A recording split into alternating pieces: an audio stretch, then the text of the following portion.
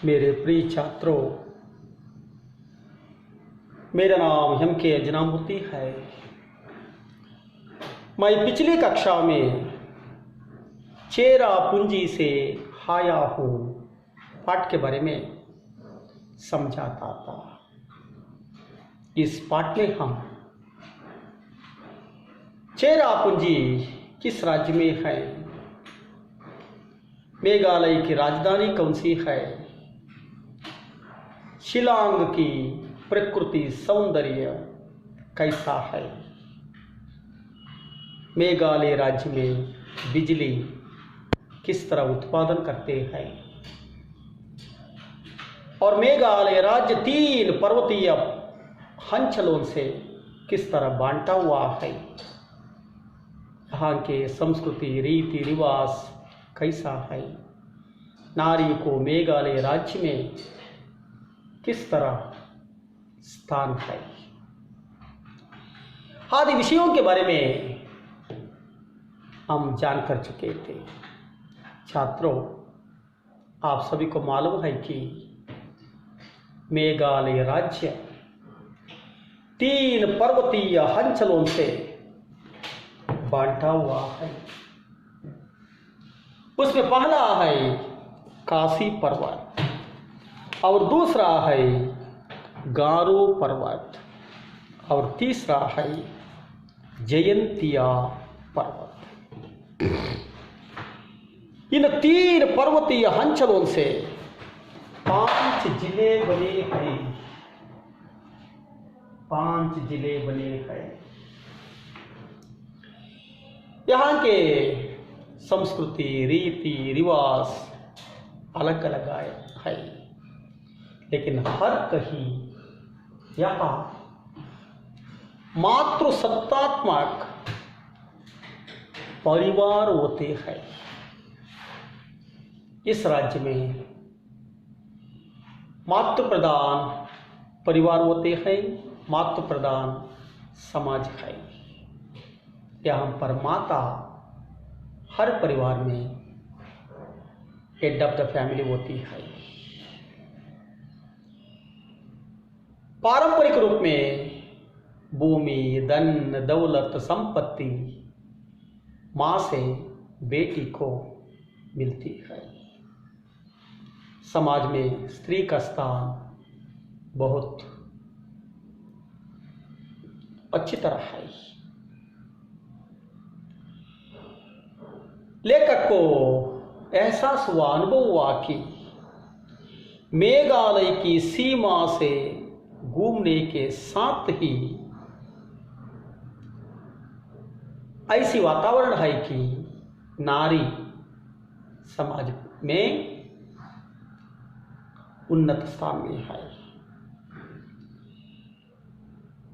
सभी वो दुकानों में स्त्रियां बैठती है और बेहिचक रूप में सौदा करती है। ವಿದ್ಯಾರ್ಥಿಗಳೇ, ನಾವು ಚೇರಾಪುಂಜಿ ಸೆ ಆಯಾ ಹೂ ಪಾಠದ ಬಗ್ಗೆ ತಿಳ್ಕೊಳ್ತಾ ಇದ್ವಿ। ಈ ಪಾಠದಲ್ಲಿ ಚಿರಾಪುಂಜಿ ಯಾವ ರಾಜ್ಯದಲ್ಲಿದೆ, ಮೇಘಾಲಯದ ರಾಜಧಾನಿ ಯಾವುದು, ಶಿಲಾಂಗ್ನಲ್ಲಿ ಯಾವ ರೀತಿ ಪ್ರಕೃತಿ ಸೌಂದರ್ಯ ತುಂಬಿ ತುಳುಕಾಡ್ತಾ ಇದೆ, ಇಲ್ಲಿ ವಿದ್ಯುತ್ ಯಾವ ರೀತಿ ಉತ್ಪಾದನೆ ಮಾಡ್ತಾರೆ, ಈ ಮೇಘಾಲಯ ರಾಜ್ಯ 3 ಪರ್ವತಗಳ ರೂಪದಲ್ಲಿ ಯಾವ ರೀತಿ ವಿಭಾಗ ಆಗಿದೆ, ಅವು ಮೊದಲನೇದಾಗು ಕಾಶಿ ಪರ್ವತ, ಗಾರೋ ಪರ್ವತ, ಆಮೇಲೆ ಜಯಂತಿಯ ಪರ್ವತಗಳು. ಈ 3 ಪರ್ವತಗಳು 5 ಜಿಲ್ಲೆಗಳಾಗಿ ಡಿವೈಡ್ ಆಗಿದೆ। ಈ 5 ಜಿಲ್ಲೆಗಳಲ್ಲೂ ಬೇರೆ ಬೇರೆ ರೀತಿಯ ಸಂಸ್ಕೃತಿ ಇದೆ, ಆಚಾರ ವಿಚಾರಗಳಿದೆ, ಸಂಪ್ರದಾಯಗಳಿದೆ. ಆದರೆ 5 ಜಿಲ್ಲೆಗಳಲ್ಲೂ ನಾವು ಮಾತೃಪ್ರಧಾನ ಕುಟುಂಬಗಳನ್ನು ನೋಡಬಹುದು। ಮಾತೃಪ್ರಧಾನ ಕುಟುಂಬಗಳು, ಮಾತೃಪ್ರಧಾನ ಸಮಾಜವನ್ನು ನಾವು ನೋಡಬಹುದು। ಇಲ್ಲಿ ಹೆಡ್ ಆಫ್ ದ ಫ್ಯಾಮಿಲಿ ಆಗಿ ತಾಯಿಯಾಗಿರ್ತಾರೆ. ಪರಂಪರೆಯಾಗಿ ತಾಯಿಯಿಂದ ಮಗಳಿಗೆ ಆಸ್ತಿ, ಐಶ್ವರ್ಯ, ಸಂಪತ್ತು, ದನ, ಕನಕ ಎಲ್ಲವೂ ಮಗಳಿಗೆ ಸಿಗುತ್ತೆ. ನಮ್ಮ ಕರ್ನಾಟಕ ರಾಜ್ಯದಲ್ಲಿ ಪುರುಷ ಪ್ರಧಾನ ಸಮಾಜ ಇದೆ. ಮೇಘಾಲಯದಲ್ಲಿ ಸ್ತ್ರೀ ಪ್ರಧಾನ ಸಮಾಜ ಇದೆ. ಇಲ್ಲಿ ತಂದೆ ಕರ್ನಾಟಕದಲ್ಲಿ ಹೆಡ್ ಆಫ್ ದ ಫ್ಯಾಮಿಲಿ ಆಗಿರ್ತಾನೆ, ಅಲ್ಲಿ ತಾಯಿ ಹೆಡ್ ಆಫ್ ದ ಫ್ಯಾಮಿಲಿ ಆಗಿರ್ತಾರೆ. ಇಲ್ಲಿ ತಂದೆಯಿಂದ ಮಗನಿಗೆ ಆಸ್ತಿ, ಐಶ್ವರ್ಯ, ಸಂಪತ್ತು, ದನ, ಕನಕ ಎಲ್ಲವೂ ಸಿಗ್ತವೆ. ಅಲ್ಲಿ ಮೇಘಾಲಯ ರಾಜ್ಯದಲ್ಲಿ ತಾಯಿಯಿಂದ ಮಗಳಿಗೆ ಇವೆಲ್ಲವೂ ಸಿಗುತ್ತೆ. ಇಲ್ಲಿ ಸ್ತ್ರೀ ಸಮಾಜದಲ್ಲಿ ಗೌರವಾನ್ವಿತ ವ್ಯಕ್ತಿಯಾಗಿರ್ತಾಳೆ, ಅಧಿಕಾರಿಣಿ ವ್ಯಕ್ತಿಯಾಗಿರ್ತಾರೆ. ಮನೆಯ ಎಲ್ಲ ಜವಾಬ್ದಾರಿಯನ್ನು ಅಲ್ಲಿ ಸ್ತ್ರೀ ತಾಯಿ ನಿರ್ವಹಣೆ ಮಾಡ್ತಾಳೆ. ಇಲ್ಲಿ ಲೇಖಕರಿಗೆ ಒಂದು ಅನುಭವ ಆಯಿತು. ಗುವಾಹಟಿಯಿಂದ ಮೇಘಾಲಯ ರಾಜ್ಯದಲ್ಲಿ ಹೋಗೋವರೆಗೂ ಸಹ ಈ ಸ್ತ್ರೀ ಪ್ರಧಾನ ಸಮಾಜದ ವಾತಾವರಣ ಇರೋದನ್ನು ಲೇಖಕರು ನೋಡಿದ್ರು.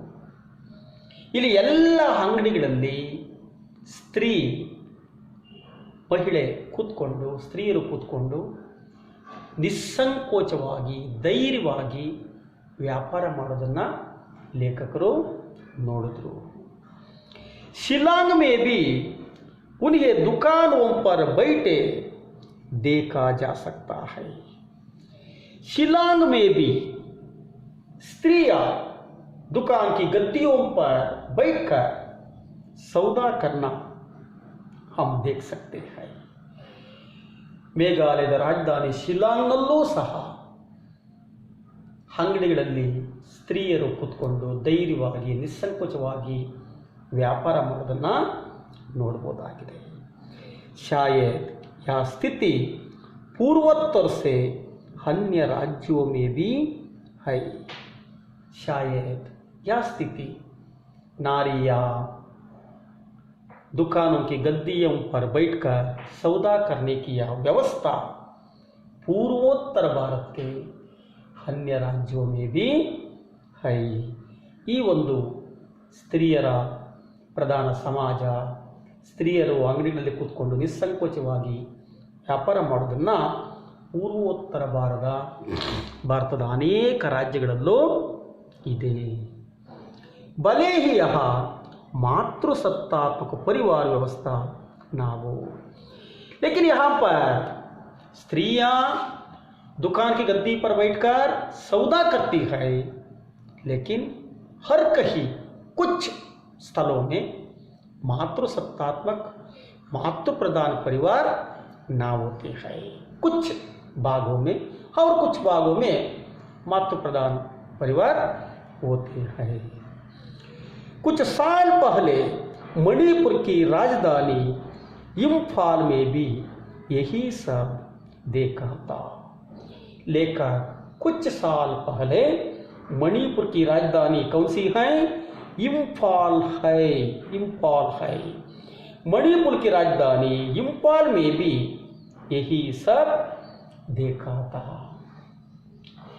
ಕೆಲವು ವರ್ಷಗಳ ಹಿಂದೆ ಮಣಿಪುರದ ರಾಜಧಾನಿ ಇಂಫಾಲ್ನಲ್ಲೂ ಸಹ ಇದೇ ರೀತಿಯ ಒಂದು ವಾತಾವರಣ, ಇದೇ ರೀತಿಯ ಒಂದು ಸಮಾಜದ ವ್ಯವಸ್ಥೆಯನ್ನು ಲೇಖಕರು ನೋಡಿದ್ರು.